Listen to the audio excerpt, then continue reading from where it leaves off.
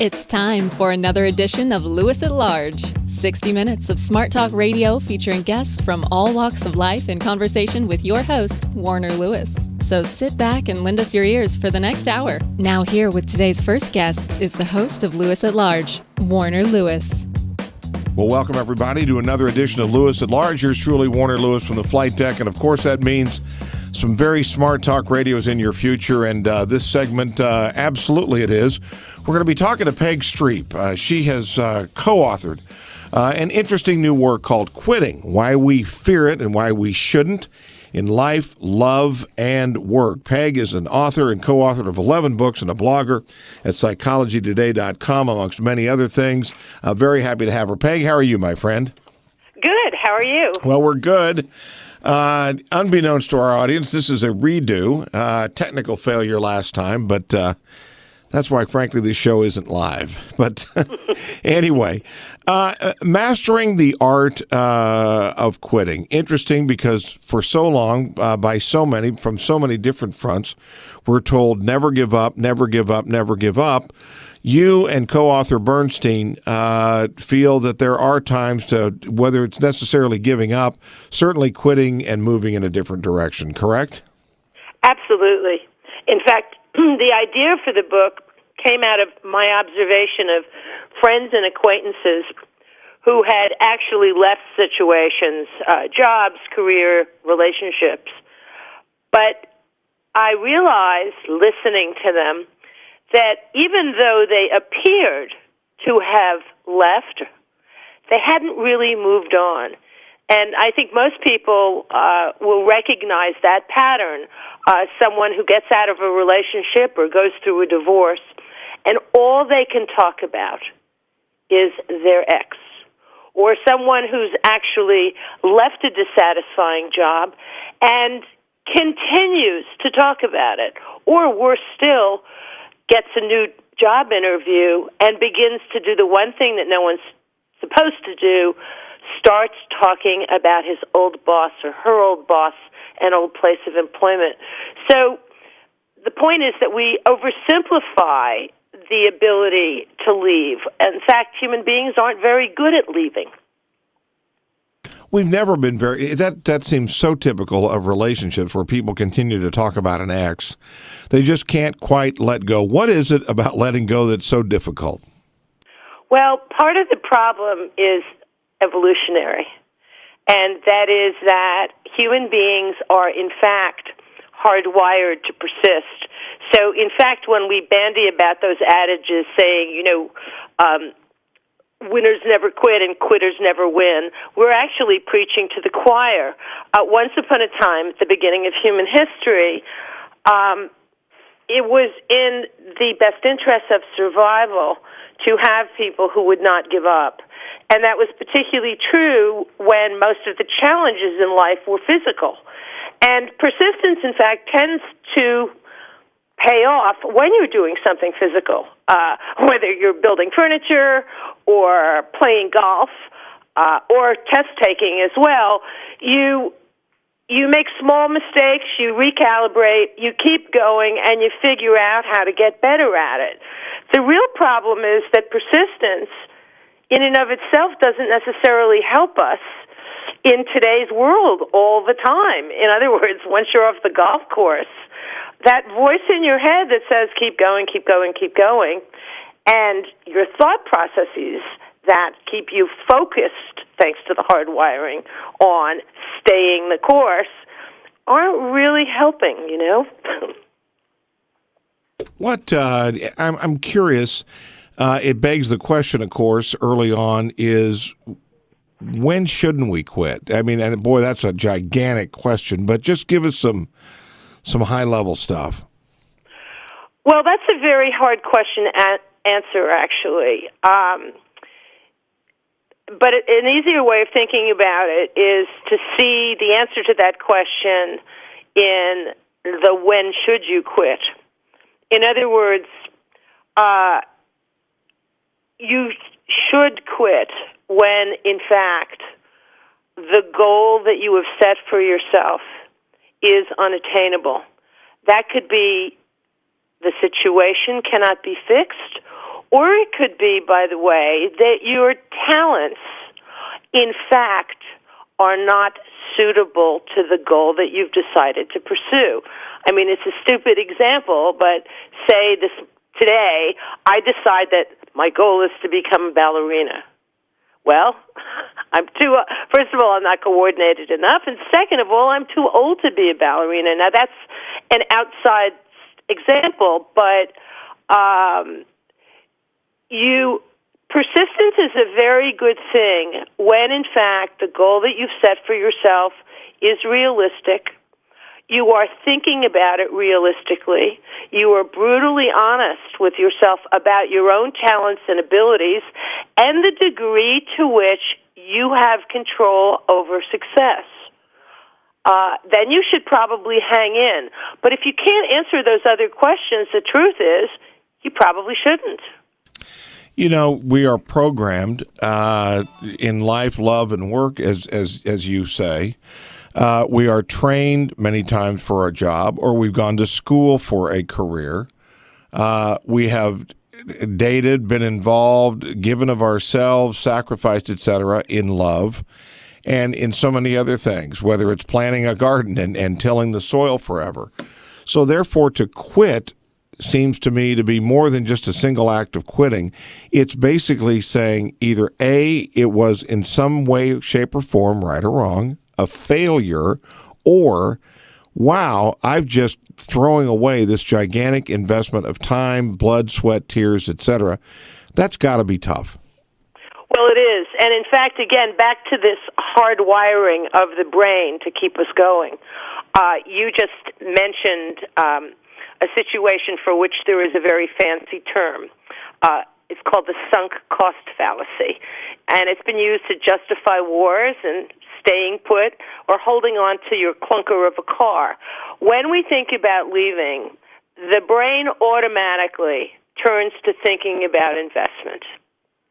If I leave this, whatever the this is, your job, your relationship, that garden that's dying, then I will have wasted 5 years.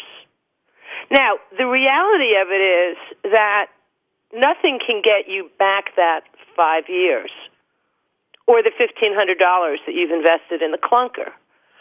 So you're thinking about investment instead of thinking about, but wait, if I leave this relationship or job, where will I be in 3 years?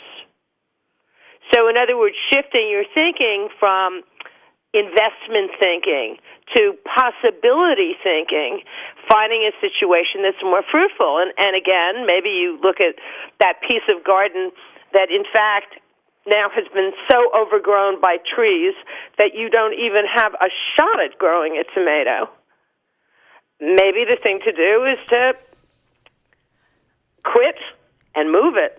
And, basically that's what we have to do is we have to stop scanning the horizons for positive clues because, in fact, we're overwired to be very, very optimistic.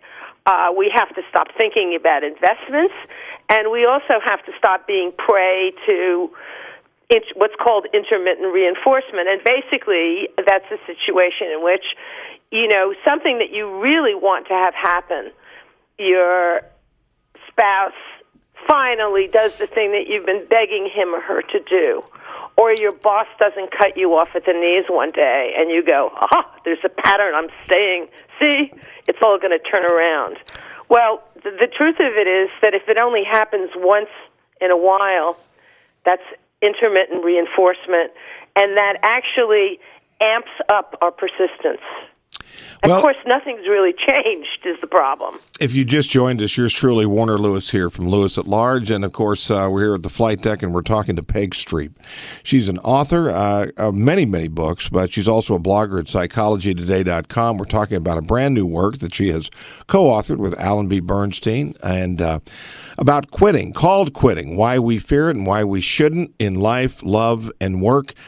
Peg, part of quitting, too, I would think, is, again, even if it's, I'm hitting myself over the head with a ball peen hammer, but at least it's predictable. I know it's going to be there, and if I stop, I don't know what's going to fill that void. That kind of got to be a piece of the anxiety as well, I would think. Absolutely. And again, that's hardwiring too. Human beings are a very conservative lot, and I don't mean politically. They tend to stay put. Again, there's an evolutionary reason for that.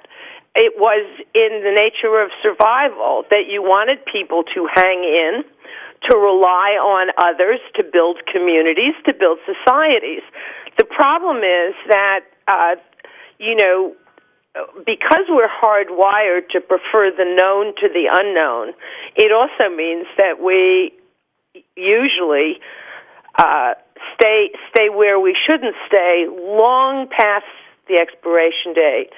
And so part of mastering the art of quitting really is getting a bead on your own fear of the unknown, how good you are at dealing with the stress of transition, and transitions are extremely stressful, and whether or not you are equipped to manage all the thoughts and emotions that come with the stress of leaving a familiar place or a familiar situation and then finding out what's next. What about when quitting involves and directly affects others? Help us with that a little bit. Well, that's a very complicated situation, obviously, and a great deal of thought and consideration has to go into it. I mean, the truth of it is that it is, of course, much easier to leave something when you are relatively unencumbered. And in fact, the culture is pretty permissive about that. In other words, when somebody in his or her 20s bails on a situation or a relationship or a career path, it's okay, because if they don't have a spouse, if they don't have financial obligations or children, then that's called life. You're figuring out what you want. It obviously becomes much more difficult and stressful when you decide to make a change in your life that either directly or indirectly affects others, and that not only includes changing a career path, which may have economic repercussions, or, of course, divorce. The book also contains a lot of things. One of the things pretty specific, is this whole concept of developing, managing, and executing goals, particularly as it relates to what happens after you quit something else. Share with us a little bit about the thought process behind that and why goals and all of that is so important. Well, part of the problem is that we tend to think about quitting wrongly. We think about it as that moment of, I can't take it anymore, or the straw that broke the camel's back, and that has you storming out the door and slamming it behind you.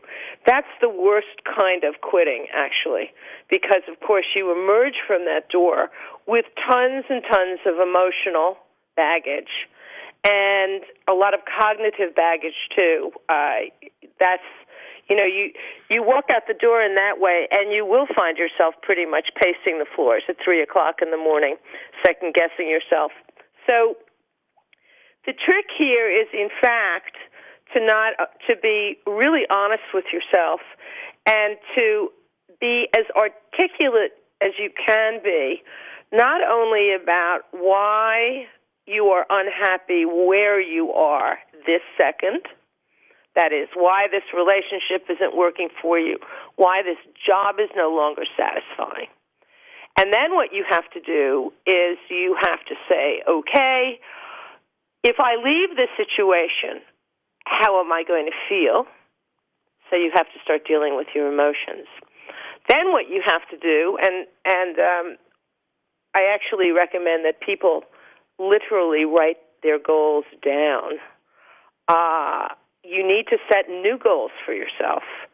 And writing them down, research shows, first of all, is a great motivator. But second of all, it'll show you whether or not any of your goals are in conflict. In other words, if one of your goals is to make more money, you cannot, at the same time, for most people, have as a goal that you want to spend more time relaxing and more time with your family. That is, if you move into a more demanding and higher paying line of work, that is not going to be in sync with this other goal of more time off and more family time. And a lot of human unhappiness, of course, comes from being inarticulate about these conflicts and not recognizing that they're set up from the very beginning to be in conflict and to cause unhappiness. What about in the research and work that you and Alan Bernstein have done? Any major differences in how men and women approach this at all? It's really complicated. Anecdotally, at least,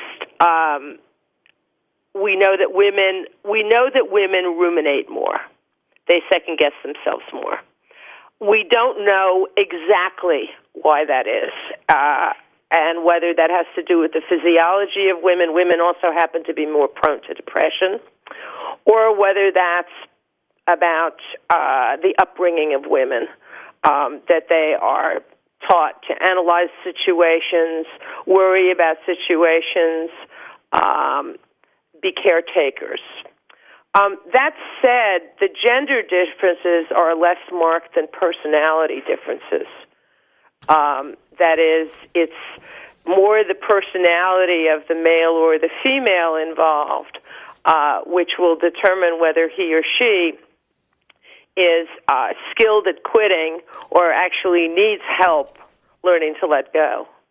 What about, along that same line, what about ages? You know, you've got someone, a baby boomer that's been working for 20, 30, 40 years somewhere, thinking about quitting, not retiring, but quitting. That's got to be a different kind of a decision than someone that's 25 that's done their first job for a couple of years and ready to move on. Absolutely. I mean, also it should be said, socially, I said this before, we tend to be kinder to the young. In other words, someone who's going to law school and is in his or her second year and has no responsibilities and decides, I don't want to be a lawyer after all, is in a very different psychological place and will get different kind of support from his social connections than someone who's, say, in his mid-40s or 50s, or she, and says, well, you know what, being a litigator really isn't for me. A decision like that is not going to get a lot of support, and of course, it's made all the more difficult because if the person is either a primary or secondary wage earner, that decision is going to, have a great effect on the family's well-being. So yes, the more invested you are, the longer you've been doing it, the harder it is, and it's harder too in terms of, what it is that you're giving up. Your ability to give it up is very much affected by how whatever it is that you're giving up is tied to your sense of self. There were studies by a psychologist named Patricia Linville, and what she pretty much showed was people who had more varied definitions of self, that is, they saw themselves as, an accountant, a lawyer, a banker, a worker, a friend, a spouse, a father, a mother, a churchgoer, and a golfer. The more varied your sense of self is, the easier it will be to leave just one aspect of it. On the other hand, someone, say, who primarily defines him or herself by what they do for a living or by their relationship, as in Peg is Henry's wife, if they think about leaving that thing which really defines them primarily, that's really scary stuff. And the likelihood is low that they will actually do it. What about, and again, if you've just joined us, shame on you, but we're talking to Peg Streep. Got a good one going here. We're talking about the concept of quitting. Brand new work by her and co-author Alan Bernstein called Why We Fear It, Why We Shouldn't in Life, Love, and Work. Peg, inside this is a sort of a chart, not a chart, but sort of a test called Your Quitting Aptitude.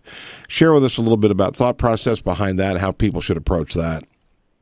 Well, again, as I mentioned before, personality has a great deal to do with your ability to quit, and the playing field isn't level.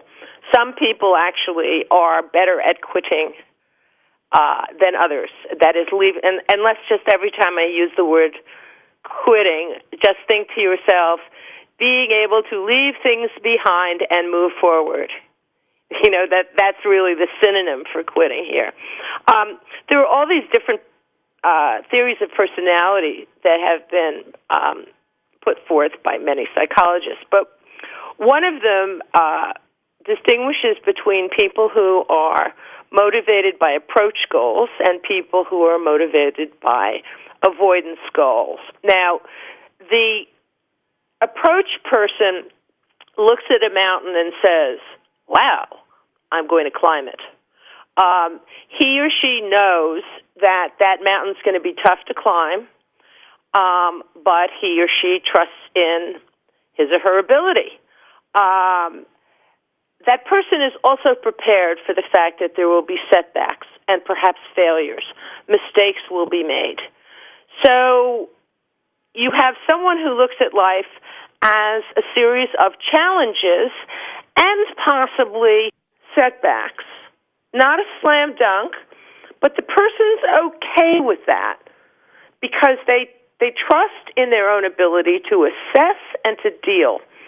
Then there are people who are avoidant by nature, and the life they see is quite different. They tend to be cautious. They rely on other people's assessments of themselves, and they see life as a series of mistakes to be avoided. So they look at the mountain and they say, maybe not. I think I'll just do the hill instead. Because my chances of making a mistake or failing are much better if I just do the hill. Now, people who are avoidant also tend to be more persistent. It's not simply that the route that they've chosen is easier. It's that really what motivates them is not falling on their faces. And they are not good at quitting at all. And they can be very talented. I know that the comparison of the mountain and the hill makes it sound as though it's a question of talent. It's not. It's a question of how you see the landscape of life and how frightened you are and worried about making the wrong decision, doing the wrong thing. And, of course, because leaving something requires a certain amount of risk, these people are not risk takers. And so they will hang in. And for them, quitting's really, really difficult. Well, it is a fascinating subject, one that we usually do not hit head-on quite this way. Interesting indeed. The work is called Quitting, Why We Fear It and Why We Shouldn't in Life, Love, and Work, co-authored by Peg Streep and Alan Bernstein. Peg, thank you for spending time with us today. How can people find out more about the subject and get a copy of the book? Well, they can visit Amazon.com or order it at your local bookstore, which in fact would be better. And I do blog about the subject at psychologytoday.com often, so there's more there as well. Hey, well, thanks again, and best of luck with the book, and would love to have you on again sometime. Thank you. You Bye. bet. We'll be back with more right after this on Lewis at Large.